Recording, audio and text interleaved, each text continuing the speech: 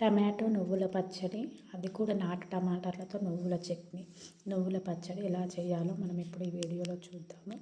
మీకు అవైలబుల్గా ఉంటే నాటు టమాటాలు అయితే ఖచ్చితంగా యూస్ చేయండి.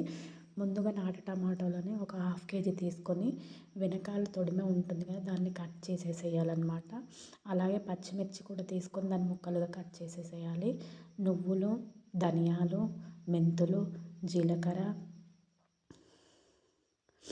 అలాగే కొంచెం చింతపండు, కొత్తిమీర, కరివేపాకు, వెల్లుల్లి, ఇవన్నీ కూడా మనం తీసుకొని రెడీ చేసుకొని పెట్టుకోవాలన్నమాట. అంటే పక్కకు తీసుకొని పెట్టుకోవాలి. డిస్క్రిప్షన్లో ఏమేమి కావాలి అనేది నేను కింద ఇస్తాను, కావాలంటే చూడండి. ఇవన్నీ తీసుకున్న తర్వాత స్టవ్ పైన కడాయి పెట్టుకొని కడాయిలో ఇప్పుడు చెప్పినటువంటి పదార్థాలన్నీ కూడా ఒక్కొక్కటిగా వేసి డ్రై రోస్ట్ చేయాలి. ఆయిల్ వేయకుండా ఫస్ట్ అయితే డ్రై రోస్ట్ చేయాలి. ముందుగా మనము ధనియాలు, జీలకర్ర, మెంతులు వేసుకోవాలి.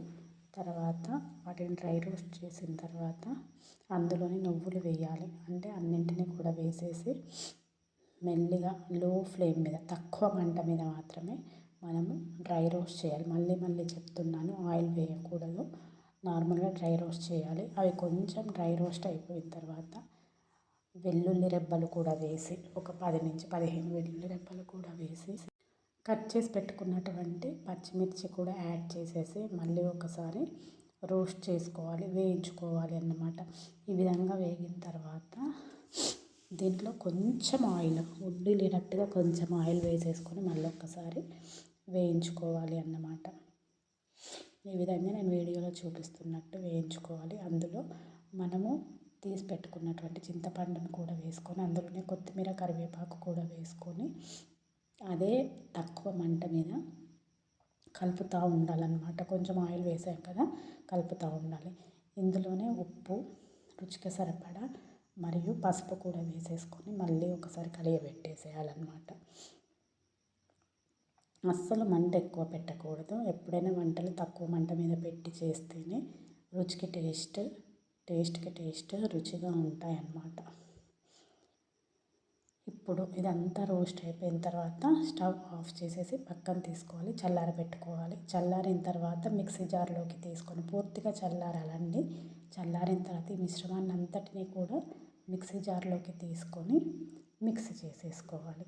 వీడియో చివరి వరకు చూడండి. టమాటో నువ్వుల చట్నీ అన్నాను కదా, టమాటోలు మాత్రం గ్రైండ్ చేయను. ఏం చేస్తాను అనేది చివరి వరకు చూడండి. ఈ విధంగా పచ్చిమిర్చి, నువ్వుల పేస్ట్ పక్కన పెట్టేసేసుకొని మళ్ళీ అదే కడాయిలో మనం తీసుకున్నటువంటి నాటు టమాటాలను వేసేసుకోవాలి. మూతతో కవర్ చేయాలన్నమాట వేసేసుకొని. ఈ విధంగా చాలా సాఫ్ట్గా ఉంటుంది తోలు, కాబట్టి స్మూత్గా డీల్ చేయాలి. ఇందులోనే కొంచెం కల్లుప్పు, అంటే దొడ్డుప్పు ఉంటుంది కదా, రాక్ సాల్ట్, అది అండ్ పసుపు, కొంచెం ఆయిల్ వేసేసుకొని మూత పెట్టేసుకొని ఉడికించుకోవాలి. ఆయిల్ చాలా అంటే చాలా తక్కువ యూస్ చేసేసాను చూడండి.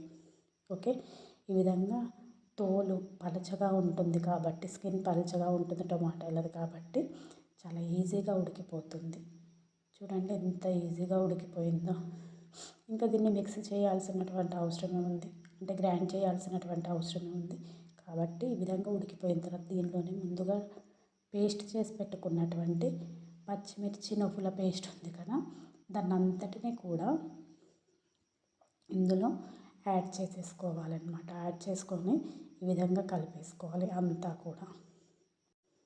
ఈ విధంగా నెమ్మదిగా స్టవ్ పైన ఉండగానే, మంట ఆన్లోనే ఉండగానే ఈ విధంగా కలిపేసుకోవాలి అన్నమాట, స్లో ఫ్లేమ్ మీద. ఓకే, ఇప్పుడు ఈ విధంగా కలిపేసుకున్న తర్వాత చూడండి ఎంత మంచిగా జ్యూసీగా అనిపిస్తుందో. ఇలా కలిపేసుకున్న తర్వాత అంతా ఈవెన్గా స్ప్రెడ్ అయిపోతుంది కడాయిలో.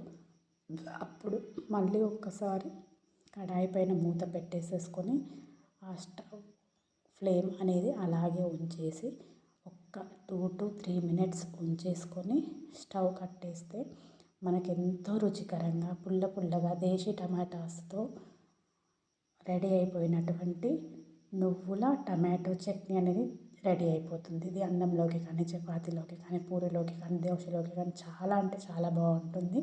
తప్పకుండా దేశీ నాటు టమాటాలు దొరికితే మీరు కూడా తప్పకుండా తప్పకుండా ట్రై చేసి ఎలా వచ్చిందో చెప్పండి నేను చేసినటువంటి పద్ధతిలో. థ్యాంక్స్.